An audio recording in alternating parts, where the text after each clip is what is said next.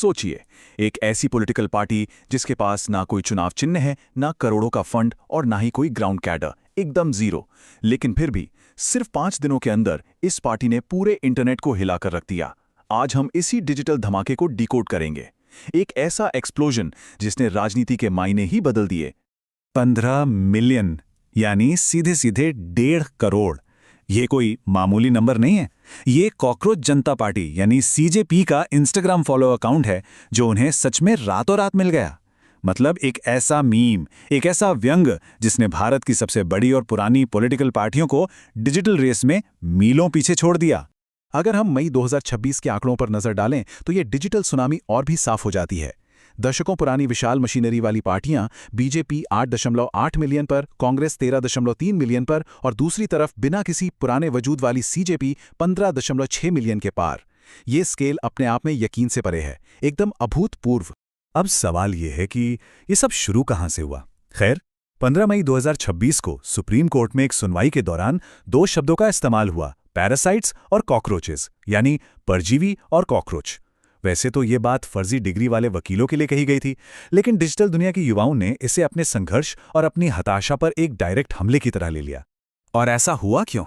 इसके पीछे एक बहुत ही कड़वी और डार्क सच्चाई है। 29.1%। ये उस वक्त भारत का युवा बेरोजगारी दर यानी यूथ अनएम्प्लॉयमेंट रेट था। इस भारी भरकम आंकड़े के सामने जब कॉकरोच जैसा एलीट शब्द सुनाई देता है ना, तो एक बहुत ही गहरा असंतोष पैदा होता है। ये सिर्फ एक बयान नहीं था, ये उस सच्चाई का सिंबल बन गया था जिससे लाखों युवा हर रोज जूझ रहे थे।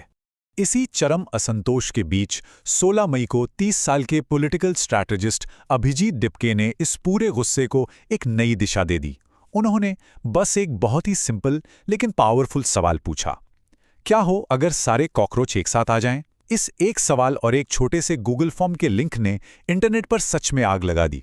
कुछ ही दिनों में 3.5 लाख लोगों ने रजिस्टर कर लिया। और जरा इस पार्टी को ज्वाइन करने के क्राइटेरिया सुनिए, एकदम दिलचस्प। आपको बेरोजगार होना चाहिए, आलसी होना चाहिए, हमेशा ऑनलाइन रहने वाला, और हाँ, रेंटिंग यानी शिकायत करने में एकदम एक्सपर्ट। सुनने में पूरा मजाक लगता है ना? लेकिन यहीं पर इंटरनेट का खुद पर हंसने वाला ह्यूमर सबसे बड़ा हथियार बन गया। युवाओं ने एक अपमानजनक शब्द को उठाया और उसे अपना प्राइड बना लिया। लेकिन रुकिए, इस मजाक के पीछे की कहानी काफी सीरियस थी। सीजेपी का जो मैनिफेस्टो एआई से तैयार किया गया था ना, वो एकदम कट्टर था। रिटायरमेंट के बाद जजों के पदों पर बैन, वोट कटने पर इलेक्शन कमिश्नर पर कड़े कानून, मीडिया लाइसेंस रद्द करना और महिलाओं के लिए सीधे 50% आरक्षण। बाहर से ये एक मीम पार्टी थी, लेकिन अंदर से ये इंडियन एस्टैब्लिशमेंट में बड़े और रैडिकल सुधार मांग रही थी। और तभी एक असली संकट ने आग में घी का काम किया। नीट यूजी का पेपर व्हाट्सएप पर लीक हो गया। 23 लाख छात्रों का भविष्य सीधा खतरे में। इस एक घटना ने एक परफेक्ट स्टॉर्म क्रिएट कर दिया। रातों रात सीजेपी सिर्फ एक इंटरनेट मीम से बदलकर उन लाखों निराश और हताश छात्रों की सबसे मजबूत आवाज बन गई।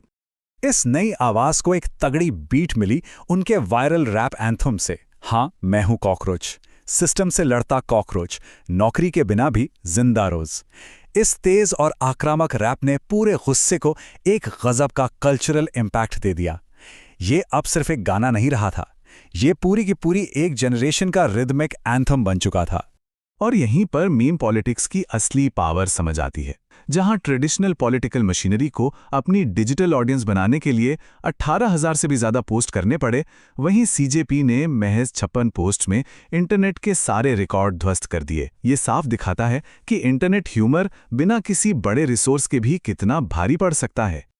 अब जाहिर सी बात है, जब कोई डिजिटल मूवमेंट इतना विशाल हो जाए तो स्टेट मशीनरी का एक्शन तो होगा ही। 21 मई को मुख्य अकाउंट ब्लॉक कर दिया गया, उस पर अकाउंट विथहेल्ड का ठप्पा लग गया। लेकिन क्या ये सेंसरशिप उन्हें रोक पाई? बिल्कुल नहीं। अगले ही पल @cockroachesback के नाम से एक नया हैंडल जिंदा हो गया। ये है डिसेंट्रलाइज्ड इंटरनेट कल्चर की असली ताकत, जो बार बार वापसी करती है। इस सबके बीच इंटरनेट का इकोसिस्टम एक अलग ही लेवल पर इवॉल्व हो रहा था।